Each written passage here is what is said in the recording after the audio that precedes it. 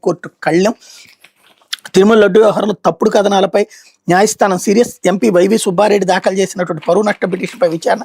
ఈనాడు సహా పలు మీడియా సంస్థలు గూగుల్కి నోటీసులు ఇకపై ఇష్టారాజ్యంగా రాస్తే తీవ్ర పరిణామాలు ఉంటాయని హెచ్చరిక. ఇప్పటి నుంచి రాసే కథనాలు కోర్టు పరిధికి లోబడి ఉంటాయని స్పష్టీకరణ. తదుపరి విచారణ జనవరి 29కి వాయిదా అన్నటువంటి హైలైట్ చేశారు. ఇకపై వైవి సుబ్బారెడ్డి గురించి కానీ తిరుమల లడ్డు వ్యవహారం గురించి కానీ ప్రచురించే ప్రతి కథనం కోర్టు విచారణకు లోబడి ఉంటుంది. తప్పుడు రాతలు రాస్తే కోర్టులో మూల్యం చెల్లించుకోక తప్పదు.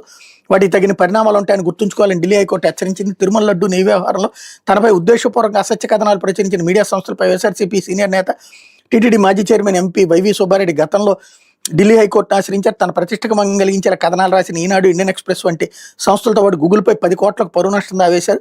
ఈ పిటిషన్ మంగళవారం విచారించిన ఢిల్లీ హైకోర్టు న్యాయమూర్తి జస్టిస్ అమిత్ బన్సల్ సదరు మీడియా సంస్థలకు నోటీసులు జారీ చేశారు. విచారణ సందర్భంగా అసత్య ప్రచారాలు చేస్తున్న మీడియా తీరుపై తీవ్ర వ్యాఖ్యలు చేశారు.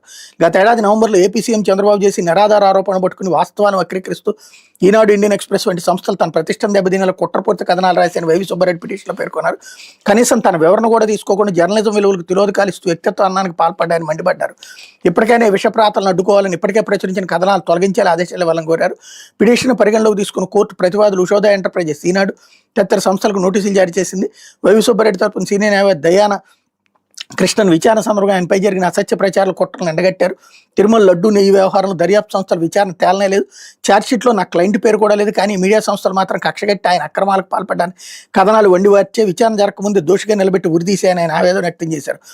దర్యాప్తు సాగుతుండగానే మీడియా సమాంతర విచారణలు జరుపుతూ ప్రజలను తప్పుదో పట్టిస్తుందని కోర్టు దృష్టికి తెచ్చారు. దుష్ప్రచారాన్ని అడ్డుకోవాలని ఇప్పటికే ప్రచురించిన కథనాలు తొలగించేలా ఆదేశాలు ఇవ్వాలని కోరారు. కాగా వాదనల తదుపరి విచారణ న్యాయమూర్తి జనవరి 29కి వాయిదా వేశారన్నటువంటి వార్తని హైలైట్ చేశారు.